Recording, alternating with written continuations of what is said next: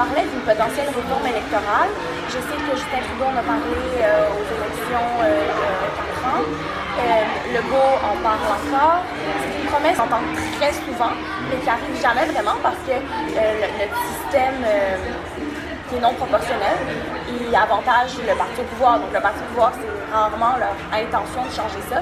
Mais est-ce que tu penses que ça avantagerait Legault dans le futur? Ben, si Legault avait promis, s'était engagé à faire une réforme du mode de scrutin, d'en faire un scrutin proportionnel. Un scrutin proportionnel, ça c'est quand on regarde le nombre de votes total des partis, on assigne certains sièges en fonction du nombre de votes total au lieu de vote par circonscription. Il y a 4 ans, il ferait face aujourd'hui à une situation très différente. Présentement, selon les sondages, les analyses qui sont faites par des gens qui connaissent mieux ça que moi, il serait à entre 0 et 3 députés élus de la CAQ aux prochaines élections.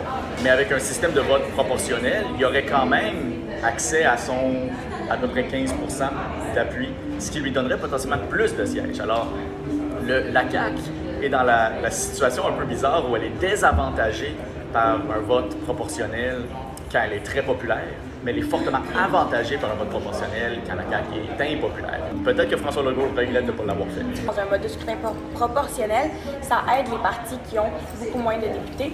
Quand on pense aux dernières élections fédérales, le Parti libéral et le Parti conservateur avaient 85% du vote populaire et 91% des sièges.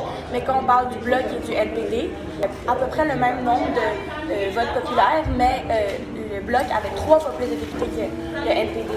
Donc là, comment est-ce qu'un parti au pouvoir maintenant va vouloir instaurer ça pour l'avantager? Parce que si on parlait, le mode de scrutin de réforme préféré de Justin Trudeau, c'était celui où on mettait en ordre les candidats. Oui, le vote préférentiel.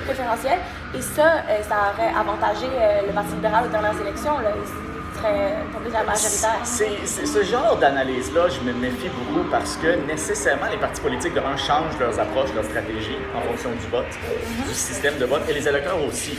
Un système de vote préférentiel, par exemple, théoriquement pourrait favoriser l'émergence de plusieurs petits partis sur les franges parce qu'on n'a pas de risque de gaspiller notre vote. Présentement, c'est toujours ça un peu qu'on parle un peu. Moi, j'habite dans une circonscription qui vote très fortement conservatrice, donc si je vote NPD, je gaspille mon vote, je suis mieux de voter pour le moins pire qui a une chance de gagner. Avec un vote préférentiel, cet enjeu-là, il n'existe pas. Parce que si notre premier choix n'est pas pris, notre deuxième choix devient notre nouveau premier choix, et ainsi de suite. Alors, il n'y a pas de risque, ça enlève le besoin d'un vote stratégique. Ça réduit potentiellement la place qui va être donnée aux partis un peu plus extrêmes. Le vote préférentiel tend à centraliser, ce qui, oui, généralement avantagerait probablement un parti qui a des valeurs similaires, assez centristes, comme le Parti libéral. Mais comment ça ressemblerait dans 2 ou dans 3 élections après que les électeurs et les partis politiques se soient ajustés, ça, je ne sais vraiment pas.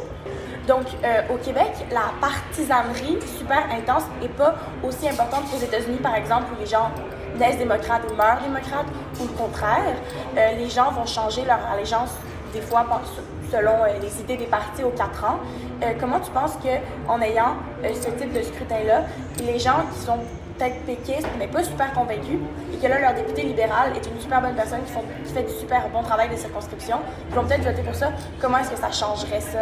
Ça dépendrait de comment on instaure le mode de scrutin. Si c'est un mode de scrutin où chacun a 2 votes, disons un vote proportionnel et un vote local, potentiellement, ça pourrait mener à des situations où quelqu'un qui aime vraiment son député d'un certain parti vote pour ce député-là, même s'il n'appuie pas le parti, et son vote, disons, partisan irait plutôt dans un vote régional qui va être redistribué de façon proportionnelle. Mais ça dépend vraiment de quelles options vont être offertes aux électeurs dans un nouveau système.